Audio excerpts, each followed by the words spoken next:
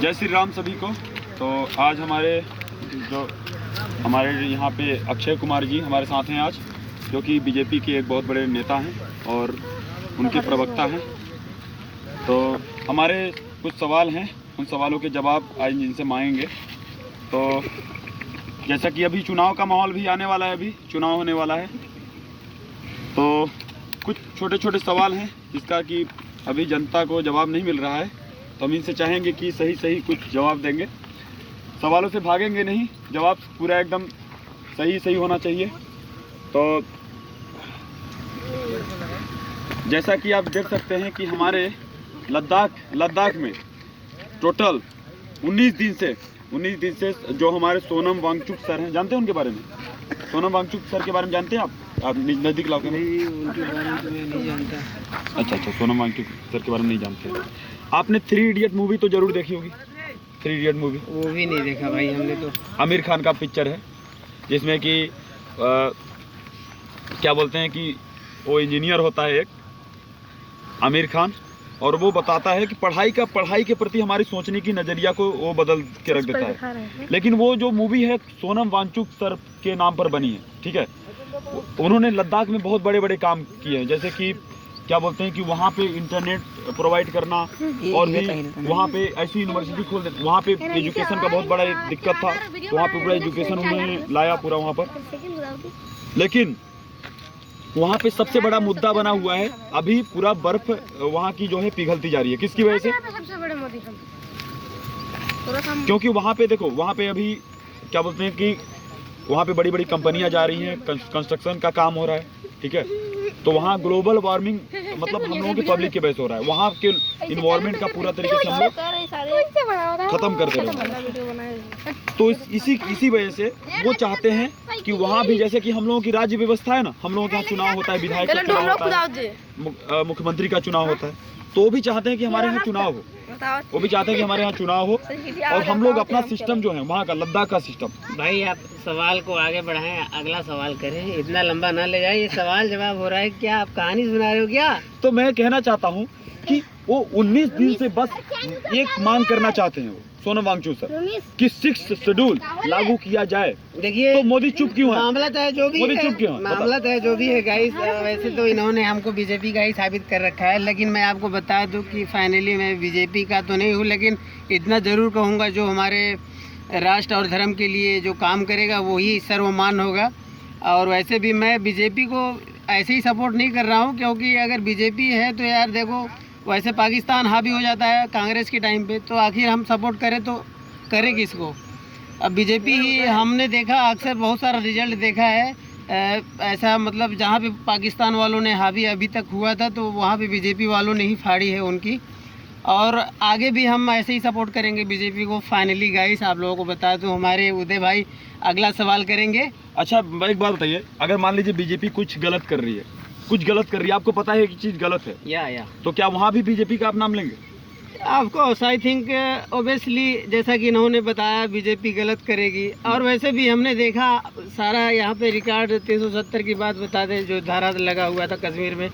पहले का क्या मुद्दा था कि कुछ आतंकवादी लोग और यहाँ पे जो कांग्रेसी थे, जो साले गद्दार जिनको मैं मानता हूँ, उनका कहना था कि नहीं हटा पाओगे, राम मंदिर नहीं बना पाओगे, लेकिन सब काम सोल्व किया है बीजेपी ने। तो फाइनली मेरा पूरा उम्मीद है, आगे भी उम्मीद रहेगा। जय श्री राम। अगला सवाल करें। एक बात बताइए, जैसे कि करप्शन और भ्रष्टाचार तो हर जगह है, ठीक है, हर जगह है ना?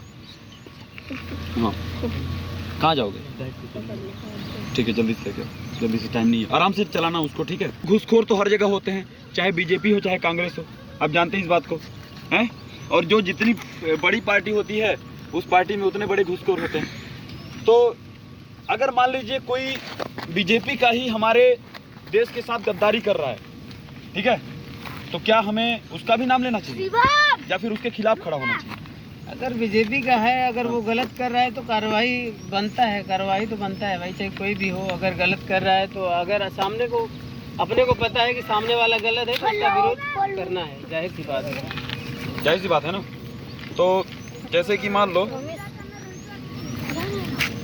कि उसको भी देशभक्ति के साथ हम लोग जोड़ देंगे, उसके गलत काम को भी, ऐसा तो नहीं होना चाहिए।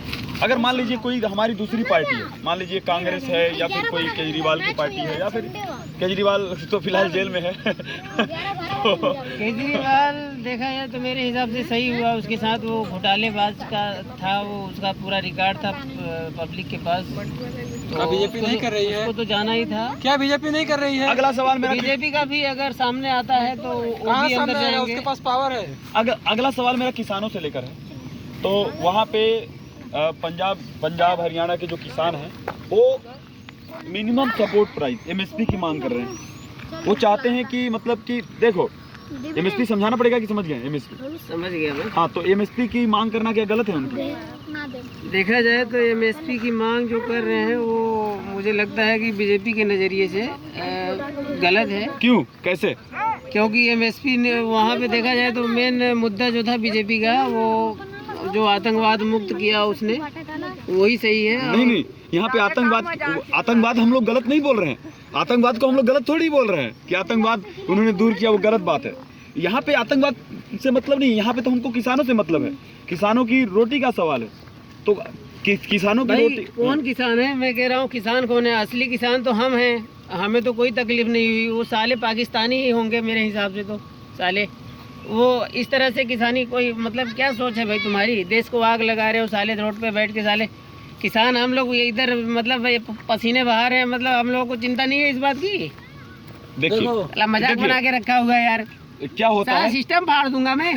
सुनो, क्या होता है कि किसान जब फसल को बोता है तो उसको जुताई बुआई के पैसे लगते हैं। आपको भी पता होगा, जुताई बुआई लगता है, उसमें खेत का रेंट लगता है, या खुद का खेत ना हो तो दूसरे का खेत किराए पर लेना पड़ता है। मैं इतना जानता हूँ, वो साले ओरिजिनल किसान हो ही नहीं सकते। वो साले पूरा सवाल, भाड़ा किराए पे आए हुए किसान हैं। वो जमीन के लिए पहले लागत लगाता है 10-15 लाख रुपए, ठीक है।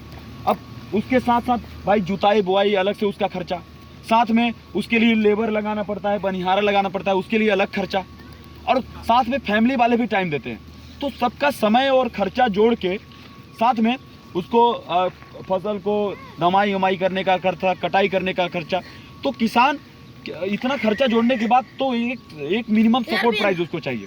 मिनिमम सपोर्ट प्राइस होता है कि सभी का खर्चा मिला के उसका 1.5 गुना। तो क्या आपको इतना नहीं लगता कि किसान अगर 100 रुपए लगाए तो 150 कमाए? इतना उसको प्रॉफिट नहीं होना चाहिए? भाई किसान तो यार कमा ही रहा है यार, खुशहाल जिंदगी है यार किसानों की। कौन कहता है कि खुशहाल नहीं है? बताओ मुझे, बताओ कोई एक रिजल्ट दिखाओ कोई। और वैसे भी मैं बता दूं, ये जो किसान जो आंदोलन चला रहे हैं साले, ये सब भाड़े के टट्टू हैं। 100 रुपए घुस लेके साले गांड मरा रहे हैं। किसान इतने खुश होते तो फांसी क्यों लगा? देखो असली किसान मैं हूँ, मुझे कोई तकलीफ नहीं है यार।